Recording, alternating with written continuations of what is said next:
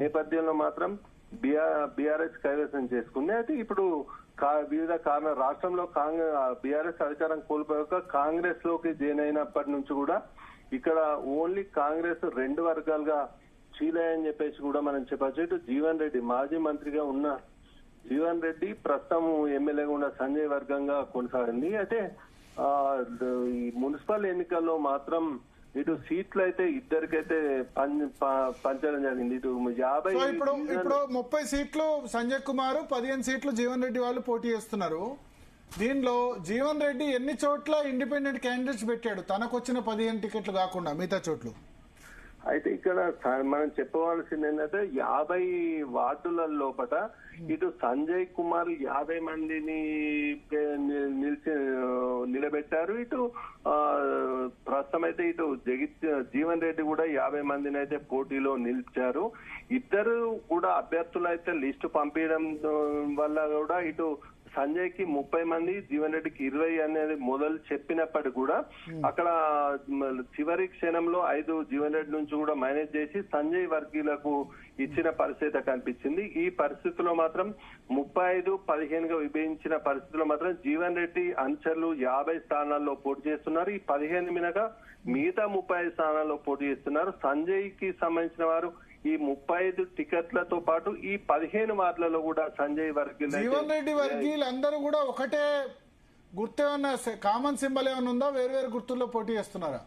వేరు అయితే మనకు అలయన్స్ వార్డుల సభ్యుల పరంగా కూడా చూసుకుంటే ఇట కొన్ని వివిధ ఏసీ గుర్తుతో పాటు యాపిల్ గుర్తు, ఈ 2-3 రకాలుగా గుర్తులు వచ్చాయి. ఈ గుర్తులలోనే పోటీ చేస్తున్నారు. కామన్ సింబల్ అయితే ఎవరికైతే అలాట్ అయితే కాలేదని చెప్పవచ్చు. ఇటు దాదాపు ఇక సంజయ్ కి సంబంధించి జీవన్ రెడ్డి సంబంధించి మాత్రం పూర్తి స్థాయిలో అభ్యర్థులు 50 వార్డులలో అయితే పోటీలో ఉన్న పరిస్థితి మనకు కనిపిస్తుంది ప్రస్తుతం. అయితే ఇక్కడ ఇండిపెండెంట్ గతంలో బీఆర్ఎస్ అధికారం చైర్మన్ అయినప్పటికీ కూడా ప్రస్తుతం అయితే ఇక ఇండిపెండెంట్ ఎక్కువ కూడా లీడ్ అయితే కనిపిస్తుంది. ఇటు సంజయ్ కి సంబంధించి చివరి క్షణంలో బీఫామ్లు ఇవ్వడంతో కూడా కొంతమేర వెనుకబడ్డట్టు కూడా మనకైతే స్పష్టంగా కనిపిస్తుంది ఇక్కడ.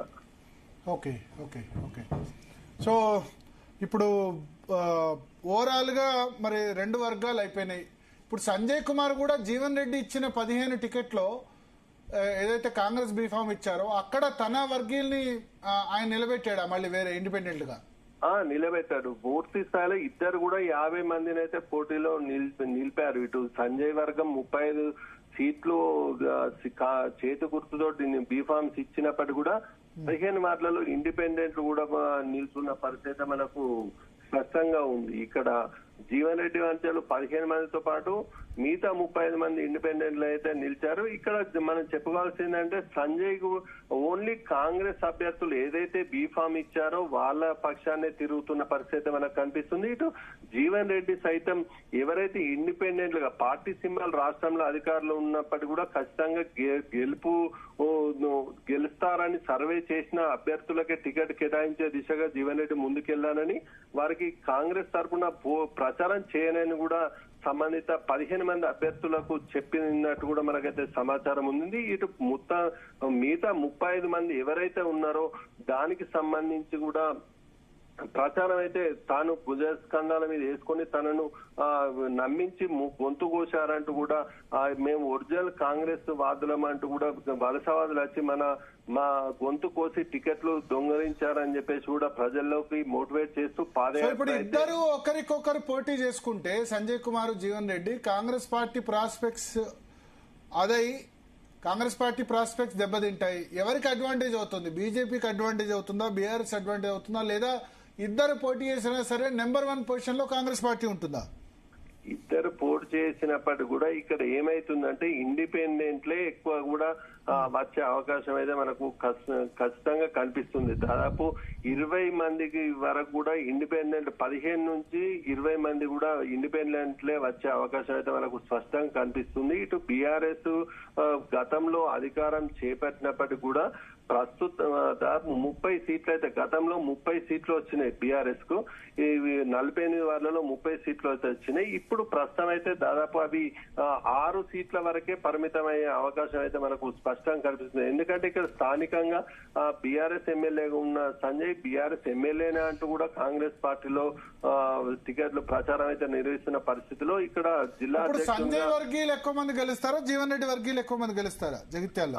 మనకు ప్రస్తుతం అయితే ఉన్న పరిస్థితిలో మాత్రం జీవన్ రెడ్డికి వర్గీయులే మాత్రం ఎక్కువ గెలిచే అవకాశం అయితే మనకు స్పష్టంగా కనిపిస్తుంది. మన ఫీల్డ్ మీద చూసినట్టయితే జీవన్ రెడ్డి వర్గీయులకే ఎక్కువ అవకాశం కనిపిస్తుంది. అదే ఇక్కడ ఈ రోజు అయితే కొత్తగా ఓటరు పేరు మీద కూడా ఒకటి లెటర్ అయితే విడుదల చేశారు. 35 మంది సీట్లలో ఎవరైతే ఉన్నారో తను గతంలో ప్రభుత్వంలో ఏ విధంగా దోపిడీ చేశారు, ఏ విధంగా చేశారంటూ కూడా ఈ రోజు పాంప్లెంట్లు కూడా మనకు జగిత్యాల పట్టణంలో దొరికాయి. ఇక్కడ ప్రతి ఇంటికి కూడా పేపర్లో కావచ్చు, ఇతర హోటళ్లలో కావచ్చు అంటించిన పరిస్థితి మనకు స్పష్టంగా 35 మంది అభ్యర్థులు రాత్రే టికెట్లు అయితే కొనుక్కున్న డబ్బులతో కొనుక్కున్న పరిస్థితిలో గతంలో బీఆర్ఎస్ లో చేసిన అవినీతి అయితే ప్రజలకు తెలుసు అని చెప్పేసి కూడా ఓటర్ గా సామాన్య ఓటర్ గా ప్రతి ఒక్కరు ఆలోచించాలని చెప్పేసి కూడా లేఖనైతే విడుదల చేసిన పరిస్థితి మనకు కనిపిస్తుంది. ఇటు సంజయ్ జీవన్ రెడ్డి అన్నట్టు కోణంలో పరిస్థితి చూస్తే మాత్రం జీవన్ రెడ్డి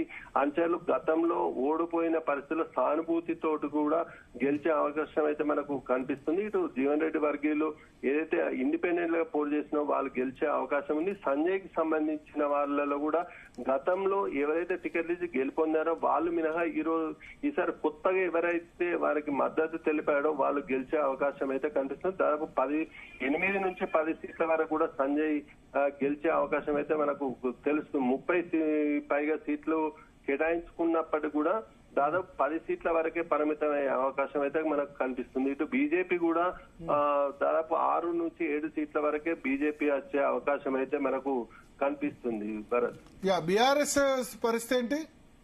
బీఆర్ఎస్ అయితే దాదాపు 5 నుంచి 6 సీట్లు వచ్చే అవకాశం అయితే కనిపిస్తుంది. ఇక్కడ దాదాపు సరైన నాయకులు లేడు. మాజీ జెడ్పీ చైర్మన్ వసంత లోకల్ గా ఉంటూ కూడా పర్చేజ్ చేసినప్పటికీ కూడా ఇక్కడ దాదాపు ఎమ్మెల్యే అంచర్లే టౌన్ లో ఎక్కువ ఉండటంతో మూకుమ్మడిగా కాంగ్రెస్ పార్టీలకు ఎమ్మెల్యే సంజయ్ అంచర్లుగానే కొనసాగుతున్న పరిస్థితిలో బీఆర్ఎస్ అయితే ఖాళీ అవడంతో మాత్రం 1-2 చోట్ల కూడా అభ్యర్థులు కూడా లేకపోవడంతో వేరే చోటు నుంచి కూడా తీసుకొచ్చి నిలిచబెట్టిన పరిస్థితిలో మాత్రం 5 నుంచి 6 సీట్లకే పరిమితం అయ్యే అవకాశం అయితే మనకు కనిపిస్తుంది. So BJP position better BRS కంటే జగిత్యాల్లో.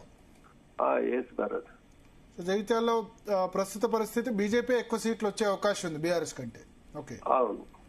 సో ఫైనల్ గా మరి ఇప్పుడు సింగిల్ లార్జెస్ట్ పార్టీగా కాంగ్రెస్ రావచ్చా, ఇండిపెండెంట్లే అందరికంటే సింగిల్ లార్జెస్ట్ పార్టీగా కావచ్చా, పార్టీ కాకుండా గ్రూప్ గా కావచ్చా?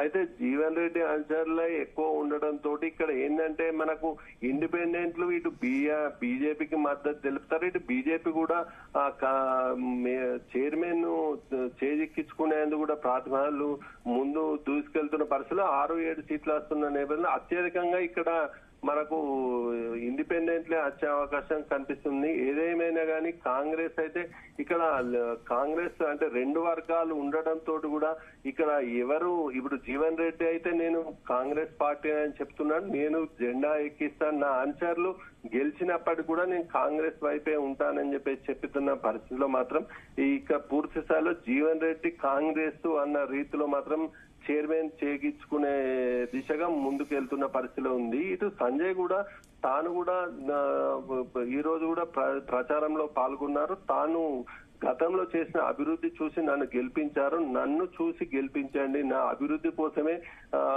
నేను నిలబెట్టిన అభ్యర్థులను గెలిపించండి అని చెప్పేసి కూడా ప్రజలకు వద్దకు వెళ్తున్నారు. కానీ ఇక్కడ సంజయ్ కి సంబంధించి 3 చైర్మన్ అభ్యర్థులను పెట్టారు. జీవన్ రెడ్డి అయితే ఎవరు చైర్మన్ అభ్యర్థి అనేది ఇంకా డిసైడ్ చేయనప్పటికీ కూడా మొదటి నుంచి కూడా జీవన్ రెడ్డి స్ట్రాటజీ ఏంటంటే మొదటి నుంచి కూడా చైర్మన్ అభ్యర్థులు జీవన్ రెడ్డికి సింపతి ఏమన్నా వస్తుందా? భరత్, ఇటు దాదాపు నిన్న కూడా ప్రచారంలో కన్నీరుగా విలపిస్తూ కూడా ఏడ్చుకుంటూ కూడా ప్రచారం నిర్వహించిన పరిస్థితుల్లో జీవన్ రెడ్డి అకస్మాత్తుగా మొన్న సంజయ్ కాంగ్రెస్ ఏదైతే కాంగ్రెస్ బీఫామ్లు ఇచ్చిన అభ్యర్థులతో కాంగ్రెస్ కండువాలు కప్పుకున్న అందరితోటి కూడా నేను బీఆర్ఎస్ ఎమ్మెల్యే అంటూ కూడా ప్రెస్ మీట్ పెట్టిన పరిస్థితుల్లో మాత్రం అది కొంతమేర ప్రాబల్యం పడే అవకాశం ఉంది. ఇది ఎమ్మెల్యే బీఆర్ఎస్ అంటుండు, ఇక్కడ చేతి గుర్తు కోటేయమనడం ఏంటి అంటూ కూడా కొంతమేర ఉన్న పరిస్థితిలో జీవన్ రెడ్డి తన గొంతు కోశారంటూ కూడా ప్రజల్లోకి ప్రతి గల్లీ కూడా పాదయాత్ర లెక్క తిరుగుతూ కూడా ప్రచారం అయితే నిర్వహిస్తున్న పరిస్థితిలో మాత్రం అతనికి కొంతమేర సింపతి వచ్చే అవకాశం ఉంది. తాను నిలబెట్టిన అభ్యర్థులు కూడా 2 పర్యాయాలు కూడా ఓడిపోయిన వారు కూడా ఉన్న పరిస్థితిలో మాత్రం వారికి 3వసారి కూడా ఖచ్చితంగా గెలుపొందాలని చెప్పేసి కూడా ముందుకెళ్తున్న పరిస్థితిలో వారికి టికెట్ అయితే రాకపోవడంతో ఇండిపెండెంట్ గా పోటీ చేశారు. అది కొంతమేర సానుభూతి తోటి కూడా కొంతమేర గెలిచే అవకాశం అయితే మనకు ఇండిపెండెంట్ ఎక్కువ ఉంది. ఓకే ఓకే సో జగిత్యాల్లో జీవన్ రెడ్డి వర్సెస్ సంజయ్ పోరు నడుస్తున్న సమయంలో ఇండిపెండెంట్లు చాలా క్రూషియల్ కాబోతున్నారు. ఇక్కడ బీజేపీ చాలా మంచి సిచ్యువేషన్ లో కనబడుతోంది బీఆర్ఎస్ కంటే కూడా. ఎందుకంటే సంజయ్ కుమార్ ఫిరాయించిన తర్వాత పెద్దగా నాయకత్వం అక్కడ లేని పరిస్థితి. సో నెక్స్ట్ సిరిసిల్ల ఎటువంటి పరిస్థితి? కేటీఆర్ మరొకసారి అక్కడ కేటీఆర్ ఒక 1-2 డేస్ అక్కడ ఉండి క్యాంపెయిన్ చేశారు.